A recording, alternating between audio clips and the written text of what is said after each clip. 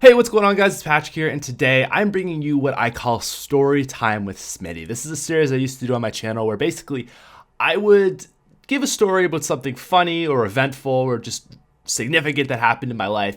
It's sort of like 5-10 minute little thing. And it went over really well with my channel, but I just kind of ran out of things to talk about. And I've had a lot of people asking, like, Patrick, can you do another one of these? And seeing as I'm just finishing up my first year of university, I thought it would be very appropriate to make one of these. Now, university, at least to the outsiders, everyone thinks it's all about partying. Like, oh my God, university, party, party, party. That's all university students do. It's so crazy and all this stuff.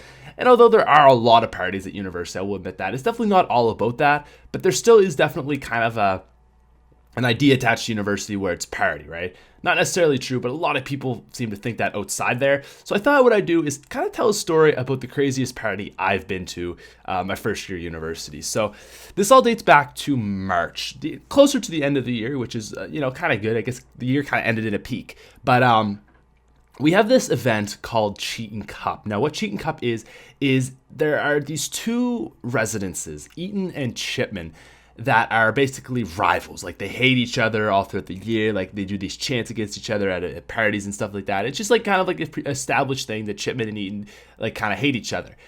And for this, at the end of every year, we have a hockey game to determine which residence is better. It's so stereotypical Canadian. I'm sure everyone's laughing at this right now. But yeah, we have this hockey game. It's called Cheatin' Cup. Chipman, the ch from Chipman, and Eaton, so cheatin'. Now, what is really awesome about this is I was lucky enough, and I am in this building right now still, I was actually lucky enough to be chosen to live in Eaton. So what makes it really cool is that once this hockey game gets closer, this event, is that people start really liking you or hating you, but mostly liking you if they are going for your side. Now, I live in Eaton. We were kind of the underdogs this year. So people were really rooting for us. We want Eaton to win and all these people. So it was really, really cool. And what makes it even cooler about being in this building is that you get to host the party for this hockey game for your side. So people like the fact that this is a hockey game and everything. But why people really love Cheatin' Cup Day is it's an all-day drinking event, right? So we don't have a lot of these at universities. It's ridiculous. You just wake up and start drinking. But that's basically what it is today, that day. So you wake up and you just start guzzling the beers. So being in Eaton, we got to host the party. And because I was on house council, which is basically, I was voted to be on house council for next year. Basically, that's just I get to help with plan parties and stuff. The event was kind of my first kind of run. They kind of introed us into how the parties go and stuff. So I got to help out plan the party, which was awesome. Really, really cool. So basically the day starts and everyone is drinking and all this stuff. And we already have the party planned out. We bought the kegs and all this stuff. We got the house and everything. Everything's good. I should also mention that I am of legal drinking age. I want to clarify that. 19 in Nova Scotia. I'm 19. So we had kegs and all this stuff. And, I get abruptly woken up at 8 a.m. Everyone's yeah, it's Cheatin' Cup Day. And everyone's drinking and having a great time. And honestly, everything's just going well. We all go to eat as one big group. And we're in meal hall, slamming on the tables and yelling at the other team. And, it's so much fun.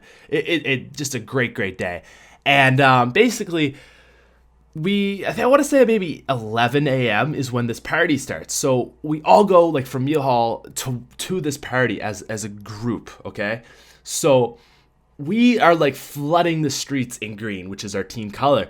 It's crazy. There's 100 people roaming the streets, and because I'm on house council next year and they're leading everyone to the party, I am leading everyone to the party, and it's holy shit, this is awesome. I'm leading this group of 100 people, 100 rowdy people to this party. So we get there and it's so awesome. So because I said, I'm on house council next year and I'm kind of helping out, I helped plan it. They're we need a guy to help do the door. So I'm yeah, sure, I can do that for a bit. So what is kind of expecting me is just make sure people have bracelets so that it clarifies that they paid to get into the party. Just make sure no one's being a dick or anything, things like that. And I'm doing that for a little bit, and then it turns out that the guy who was supposed to be pouring the kegs for people couldn't go or couldn't be there for as long as he had thought, because he is actually playing for our team in the hockey game. He has to go warm up and everything. So for that reason, I'm okay, do you guys want me to do that instead? Because that looks like a lot more fun. They're like, yeah, we actually need a guy to do that, because what you have to do is keg stands. Basically, like someone puts their hands up on, it's kind of like a handstand where you chug beer off the keg.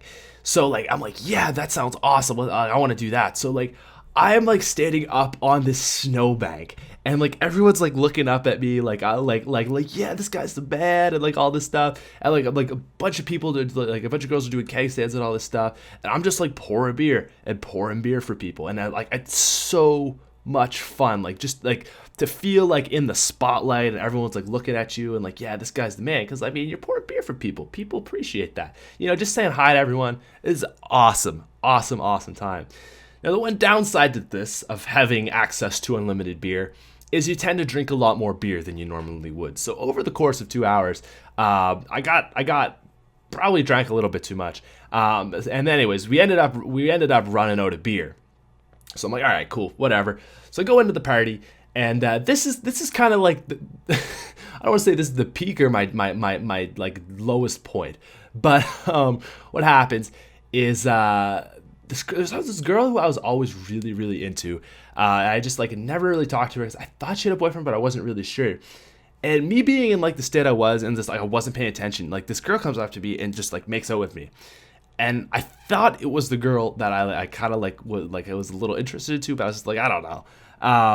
And then she goes up to my friend and starts making out with him.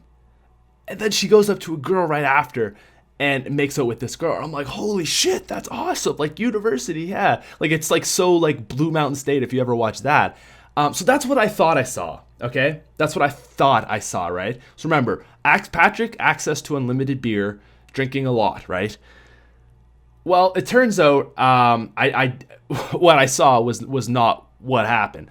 So what really happened was, it wasn't even the girl I thought it was. It was a completely different girl. She's still cute, which I was like, oh, cool. But, it was a completely different girl. Did not make out with my friend at all, but did make out with another girl.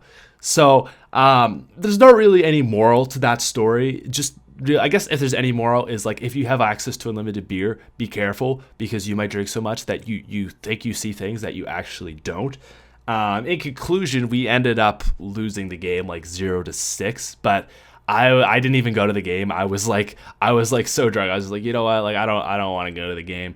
So actually I ended up, like, there was a safety and security van. I was like, hey, like, I'm not going to this game. Would you guys like to drive me up to my room? And because it's like a really big like drinking event day, they're like, yeah, like, we gotta like be nice to people who are drunk and stuff. So I'm like, all right, cool. So I ended up getting a drive in the safety and security van, which is usually for people who are like drunk tank or like in a really bad shape. Back up to my residence, took a nap, woke up, went out with my friends the next day. But anyways, that was the craziest party I've ever been to. Just because like there was a good like probably 400 or 500 people there. And just like being like in the spotlight like that so much, like pouring beer for people, was just such a cool experience that I don't know if I'll ever have again, but it was awesome. So anyways, guys, that was kind of a different story, very like party orientated, but I hope you enjoyed that. That's all I got for you today. If you'd like to follow me on Twitter @TheSmithPlays, and I'll talk to you later. Bye.